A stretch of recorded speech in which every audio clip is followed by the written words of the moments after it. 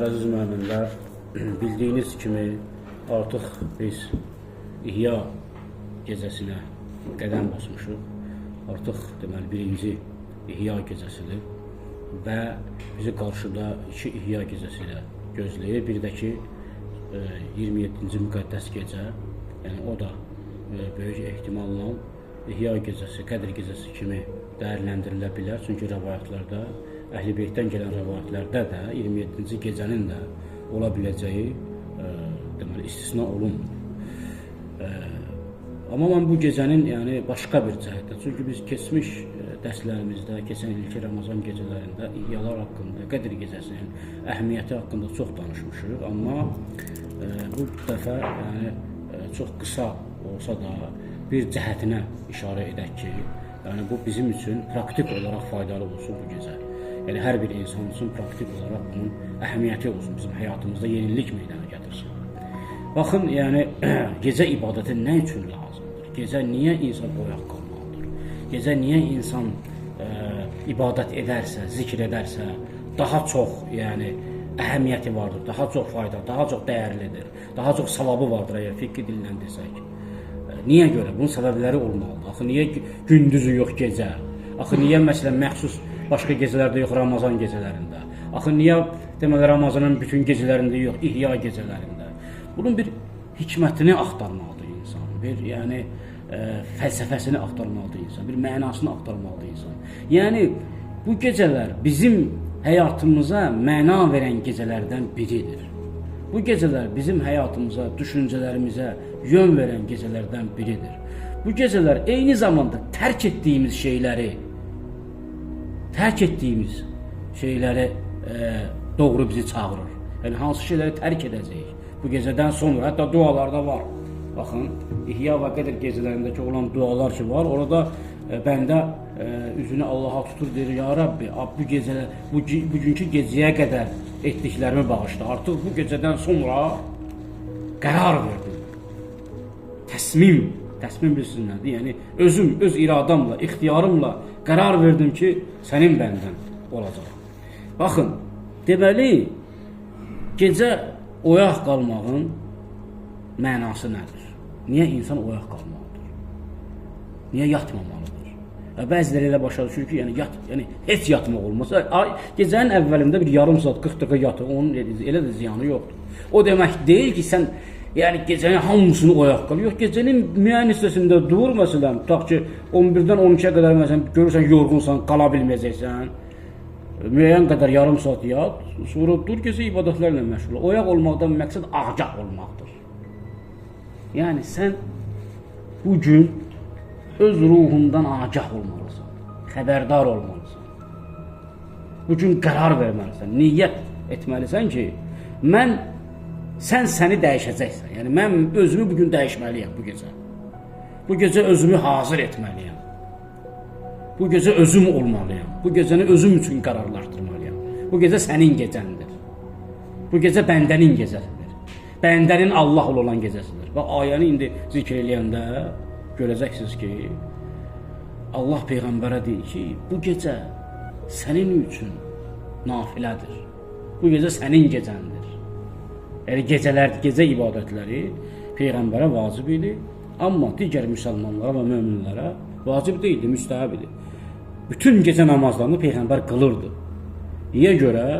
Bütün gecələri Allaha məxsus eləməlidir Peyğəmbər. Bütün gecələrdə özünü inşa etməlidir. Və minəl-leyli fətəhəccət bihi nafilətən lək. Əsə ən yəb'asəkə rabbukə məqamən məhmudə. Ya Peyğəmbər, minəl-leyli gecənin bir hissəsini qalx.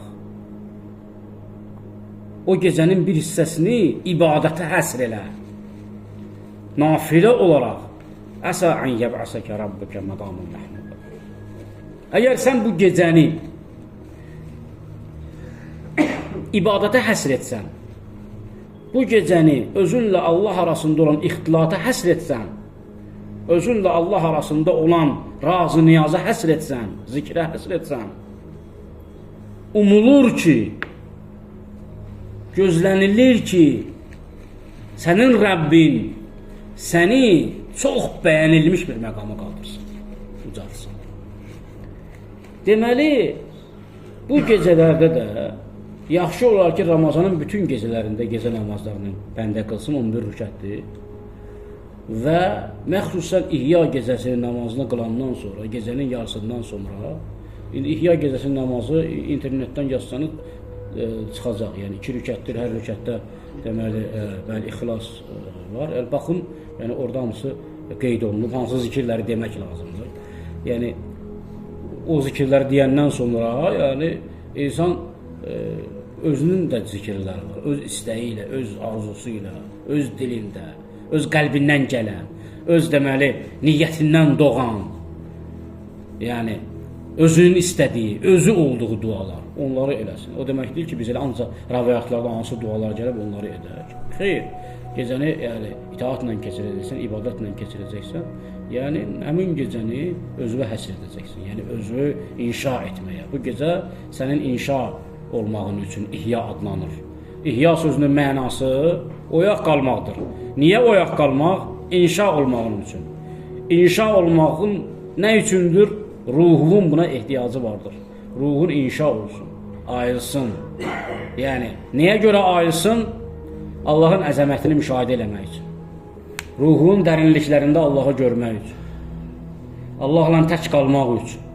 Razı niyaz. Niyə gecə? Niyə əmr olunub? Çünki gecə nədir? Gecə çöktüyü zaman qaranlıq çökür. Qaranlıq çökmək nə deməkdir? Yəni, sənin dünyava qaranlıq çöktü. Yəni, əşyaları görmürsən. Məcazi mənada deyirəm bunlar. Yəni, sən çöldə deyilsən, işdə deyilsən, yəni, minikdə deyilsən, gəzintidə deyilsən, alışverişdə deyilsən. Çünki bütün bunlar insanı nə edir? Parçalayır. İnsanın fikrini, insanın düşüncələrini müxtəlif yönə nə edir? Yönəldir. Amma gecə nə edir? İnsanı cəm edir, özünə qaytarır. Təkliyini ona deməli, anladır. İnsan tək olduğunu ən çox hansı anlarda anlayır? Gecənin qaranlığında, zülmətində tək olduğunu anlayır, tənha olduğunu anlayır. Yalnız Allahın onun yanında olduğunu anlayır. Allahdan qeyrilərinin qeyb olduğunu anlayır, dərk edir. Ki, Allahdan qeyrilər hamısı çəkildi. Dostlar, tanışlar, hamısı yox oldu, getdi, gözlərdən uzaqlaşdı. Bu gecə kim zahir olur sənin həyatında? Allah. Harada zahir olur? Sənin qəlbində. Bunu necə edirsən? Oyaq qalmaqla. Oyaq qalmaq nədir? Yəni, xəbərdar olursan. Bu gecənin mahiyyətindən, öz vücudundan xəbərdar olursan. Bəzən insan, və xüsusən şəhərdə yaşayan insan, bizə aiddir bu. Yəni, şəhər həyatı elə bir həyatdır ki, insan bəzən hətta özünün yaşadığını belə unudur. Özünün varlığından belə xəbərdar olmur. Amma bir xəlvətə çəkilən zaman, hiss edir ki, mən də varam. Mən mövcudam ki, mən varam. Şəhərdə olub, niyə bu işləyərkən bunu hiss eləmirdin? Niyə? Deməli, məktəbdə olanda, dərsdə olanda, iş yerində olanda, inşaatda olanda, tikintidə olanda, yolda maşın sürərkən, dükandan alver eləyərkən, niyə bunları hiss eləmirdim? Öz varlığımdan xəbərdar deyilmişəm mən. Mən bir canlıydım, gəzirdim, robot kimi. Amma tənhalığa çəkilən kimi özümdən xəbər. Amma mən varam, mən də varam həyatda. Mən özüm haqqında özümə vaxt ayırmamışam. Yəni, özüm olmahasan, özün olacaqsan sən. Həmin gecələr, bax, yəni, insanın təkliyə çəkilməsi, inzivaya çəkilməsi, Allahla eyniləşməsi, Allahla yaxınlaşması, Allahla özü arasında olan pərdələrin aradan getməsi, zülmətin çökməsi, qaranlığın çökməsi, dünyada olan hər bir şeyi qeyb etməsi. Şəb, yəni qədir, gecə, leyl sözünün bir mənası da qədir, yəni örtən də, örtür, hər tərəfi örtür, gecədir. Həmin gecə hər şey örtülür, yox olur, bir şey zahir olur. Həqiqət aşkar olur, haqq aşkar olur. Allah zahir olur. Allahdan qeyriləri yox olur, Allah zahir olur. Bu gecəni Allahla keçirdi. Bu gecəni vücudunu, özünü, nəfsini Allaha həsr elə. İnşallah ki, dualarla, ibadətlərlə yəni bu gecəni keçirərik. Allah bu gecədə biraz hakim olar, aşkar olar. Allah deməli bizim dualarımızı və zikirlərimizi qəbul edər inşallah. İxlasla olunan, yəni özümüzdən qeyrilərini bu gecə rədd ilə uzaqlaşdıraq, içimizdən içimizi boşaldaq. Yəni bu gecə həm də bir mənada İsa'nın qəlbinin boşalmasıdır ki, Allah ora gəlsin, təşrif gətirsin, qonaq gəlsin. Allah qədəm basır sənin xanənə, evinə. Yəni sənin qəlbində o qədər yaşayanlar var ki, Allah ora qədəm basa bilmir. O qədər sakinləri var ki, sənin qəlbinin. Allah ora qədəm basması üçün gərək onlar nə olsun? Onlar xaric olsunlar oradan. Fəttəhhir beytiyə lit-taifin. Bir ayə var ya Qur'anda. Həzrəti İbrahimə nə deyir? Allahım mənim evimi pak et təvaf edənlər üçün. Təkcə orada su səbəb pak eləməkdən söhbət getmir. Yəni yad düşüncələrdən uzaqlaşdır, bütlərdən uzaqlaşdır. Ey İbrahim, mənim evimi pak elə ki, mənim bəndələrim gələn orada məni görsünlər. Məndən qeyrilərini görməsinlər. Fəttəhhir beytiyə lit-taifin. Evimi neynə? Tavaf edənlər üçün təmizlə. Yəni, təmizlə nə mənada? Yəni, o evə həccə gələn insanlar, o evə ziyarata gələn insanlar, o evə daxil olanda məni görsünlər. Müşahidə eləsinlər. Hiss eləsin ki, Allahın evinə daxil oldum. Bu mənada evimi neynə? Məndən qeyrilərindən təmizlə. İndi sənin də evin bir Kəbədir, sənin də qəlbin bir Kəbədir. Sənin qəlbin əslində bir Kəbədir, içindəki olan bir Kəbədir. Ona görə neynəsən? Pak eləyəsən ki, Allah oradan olsun, zahir olsun, özünü göstərsin. Təbii ki, bu məsələlər haqqında söhbət həddən artıq uzundur, çoxdur. İnşallah ki, bu qədər xülasələşdiririk. İnşallah əsas diqqəti bu gecə itaatları, ibadətlərə, zikirlərə veririk ki, bu gecə biz qəlbimizdə Allaha duyaq, aşkar olsun, Allahla qovuşaq, görüşək inşallah. Ki, razı niyaz edək. Esselamu aleykum və rəhmətullahi.